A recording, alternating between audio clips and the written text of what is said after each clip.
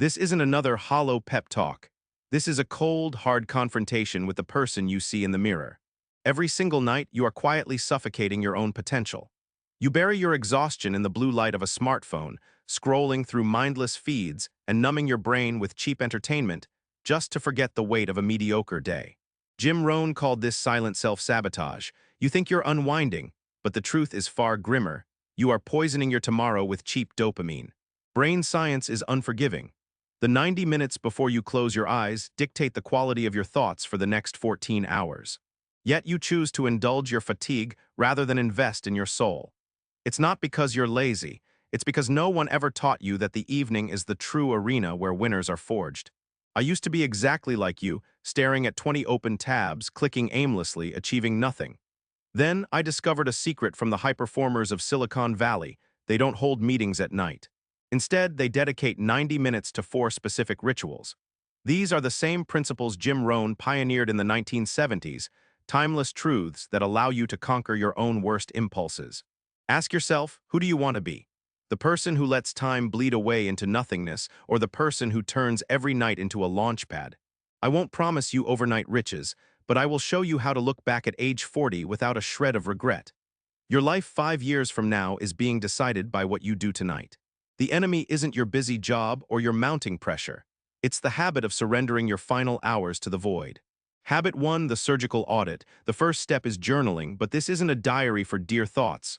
This is an audit. You must look at yourself with the cold eyes of a difficult investor reviewing a failing project. And that project is your life. I remember the night it started for me. The room was so quiet I could hear the clock ticking like a countdown. I sat before a blank page, pen trembling. After a long day of robotic work, I thought I'd have plenty to say. But as I sat there, a terrifying emptiness took over. 10 minutes passed and I had only written one sentence. Today was like every other day: worked, scrolled, slept. That sentence was a mirror. It was an indictment of a life lived on the surface. I realized I was letting precious days slip through my fingers without learning a single thing or creating a shred of value. It was a bucket of ice water to the face, not painful but wakeful. I had to answer the ultimate question: am I truly living or am I just existing? Now my evening ritual is a non-negotiable surgery of the soul. I ask 3 questions that cut like a scalpel. 1. What was most valuable today? 2. What was my most regrettable mistake? 3. If I could do it again, what would I change? This forces me to hunt for meaning in the chaos. This demands I face the weaknesses I usually hide from. I remember the night I had to admit I wasted 2 hours scrolling not for fun, but as an escape from my own skin. This turns a mistake into a blueprint. Habit 2, reprogramming the subconscious. We don't read for entertainment, we read for cognitive restructuring. I used to flip pages mindlessly while my brain drifted to tomorrow's anxieties. One night, I realized I had read an entire chapter of the 7 Habits of Highly Effective People and couldn't remember a single word. That was the end of passive reading. Now I approach a book like a miner looking for gold. I set a timer for 20 minutes of meditative study. I ask the text, is this worth changing my behavior for? Most people fail to change because they use books as an escape, not an encounter. As Rohn said, one idea applied is worth 1,000 ideas memorized. The evening is when these seeds of wisdom are planted into the fertile soil of your subconscious, ready to bloom by sunrise. Habit 3, the appointment with silence. I used to think meditation was for monks in remote temples, a waste of time for a modern man with deadlines. Then came a winter night when my head was spinning with delayed projects and mounting bills. At 2 a.m., desperate for peace, I just sat up. No phone, no music, just me and my breath. For the first 3 minutes, my mind was a caged monkey, screaming about emails and unwatered plants. But then the dust settled. In that silence, I saw the truth. My anger at my boss was just accumulated fatigue. My wife didn't need a fancy gift, she just needed me to be present. The solutions to the impossible work problems I had struggled with all week suddenly clicked into place. In the silence, you hear the whisper of eternal wisdom. It's not an escape from reality, it's the most courageous way to face it. Habit 4, architecting the dawn. Most people wake up to a list of chores and spend the day reacting. Jim Rohn taught me that failing to plan is planning to fail. 10 minutes before bed, you must become the architect of your future. I remember sitting at a cluttered desk, overwhelmed by urgent, sticky notes.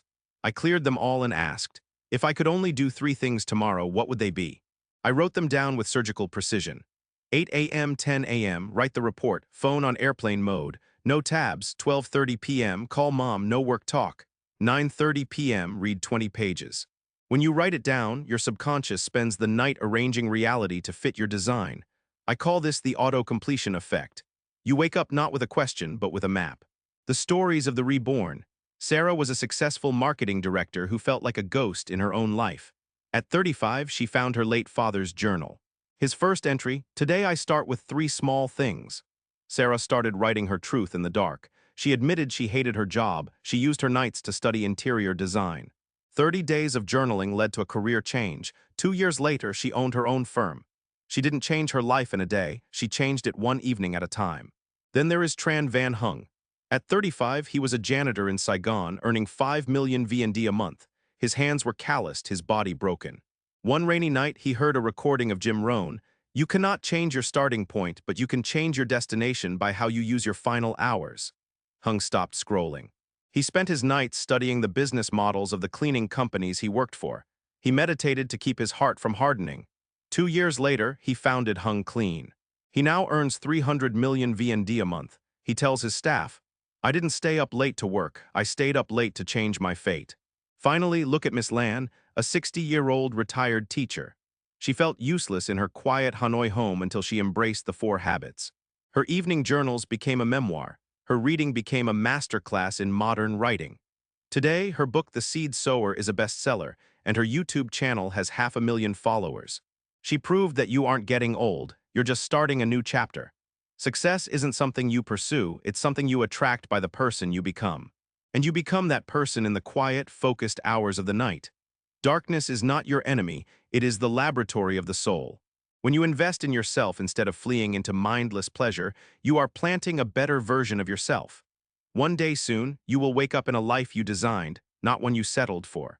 You don't need to change the whole world tonight. You just need to change your world.